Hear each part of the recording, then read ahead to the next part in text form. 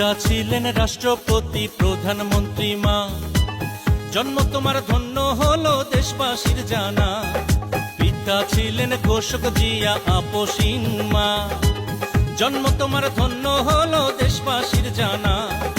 আসবে তুমি বীরের বেশে করবে দেশের হাল, আসবে তুমি বীরের বেশে পারবে দেশের মান।